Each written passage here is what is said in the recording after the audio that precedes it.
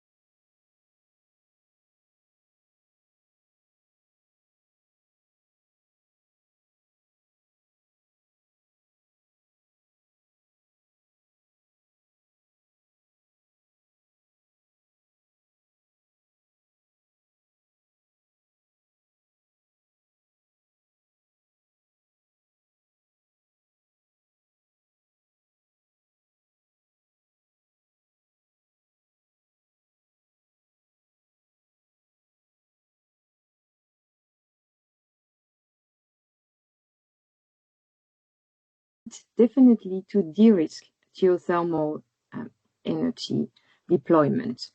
And for that, what is quite often used at the exploration stage is seismic, and it is quite critical for identifying geothermal reservoirs and assessing hydrothermal resource potential. And this is particularly true in complex geological settings that we find quite commonly in Europe. But at the moment, there is still quite limited or lack of knowledge about geothermal resources, and there are still some challenges when you talk about seismic exploration in urban areas. And why is that so? I don't know if you have witnessed some geothermal exploration campaign in cities, but when you come with big seismic trucks, it is sometimes very difficult to access part of the city, and it's also quite disturbing sometimes for the population. The final motivation was also that when you get non-optimal or insufficient data quality at the reservoir level, this can really hamper identification of faults and reservoir characteristics. And the lack of precision and knowledge about fractures and faults will have some impact on the drilling risks, but also on financial risks. And it is quite linked as well on induced seismicity risk, because when you don't know where you can find fractures and faults, then you might not know where seismicity could be initiated, for example. And this, of course, has some impact and affects societal engagement and public engagement and public acceptance, sorry. So who are we? We are a team of 8 partners across 5 European countries. And we bring in together 3 test sites where we want to test new technologies that have been developed or are being developed for seismic acquisition, mainly for urban areas and industrial and noisy areas. So we are a bunch of researchers, but also we have software developers and industrial partners. I won't go into all the details because I don't have much time. But this is our team. And today it won't be really a technical presentation such as the one that you saw for some of the other projects, but I want to rather give you an overview of the activities we do in Urgent and why do we do them. So the different objectives we have, first of all, we have the objective, as said, to develop innovative technologies and workflows for seismic exploration of geothermal resources. But we have also 5 specific objectives The first one being linked to the innovative acquisition technologies. So we want to enable low impact, affordable, high quality seismic data acquisition to de-risk geothermal development in key underexplored areas. And by that, I mean also urban areas. We also want to have efficient data analysis, so to have faster data analysis to improve reservoir characterization and fault detection to increase drilling success rates. We want to be able to also have some impact on the risk management of geothermal projects by applying advanced modeling and simulation to ensure sustainable long-term reservoir performance and risk management. And when I say risk here, I mean mainly induced seismicity risks. We also want to have some impact and some objective linked to social engagement, environmental performance, and market uptake of the technologies that will be developed. So we want to strengthen community acceptance, to have good overview of the environmental performance of the two technology and especially of the exploration stage of geothermal deployment. And we want to make sure that the technology will be adopted later on. And finally, the real outcome of the project in terms of technical aspect is to come up with some integrated exploration workflow. So we want to work on all the different steps of geothermal exploration using seismic technologies. So as said, the project is still in its initial phase, I would say. We have basically three main steps. So first of all, we have the step one, which is linked to the technological software and method development and survey design, because we want to test the technologies while performing real test studies on site and real test surveys. So we have at this stage still the design of the campaigns to be realized. And then the step two would be really the validation of the technology and the methods while enhancing social engagement and market uptake. And the final stage will be the integration of the results and the definition of the exploration strategies. So I will not go into the detail, but just to give you a glimpse of what we want to achieve. So here, when it comes to the design and development of novel exploration technology, Urgent aims to develop innovative miniaturized micro-electromechanical systems called MEMS, based nodal seismic sensor. And these MEMS would be integrated into autonomous recording nodes. And with that, we want to achieve high quality and low cost deployment of seismic receivers.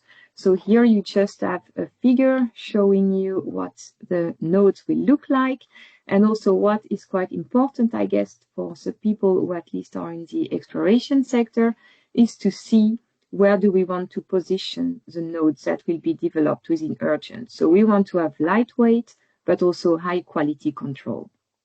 At this stage, the nodes are being manufactured and they will be tested in the workshop in November, beginning November. In addition and in parallel to the development of the nodes, in Urgent, we want to develop an electric low impact seismic source, so-called the eVibe. That source can emit repeatable and low distortion acoustic signals over a broad frequency range. And this is to be able to reach and to image deep geothermal reservoir with a very high accuracy. Again, so here it's just a prototype of what the carrier of the source will look like. It is being manufactured and will be tested together with the nodes beginning of November.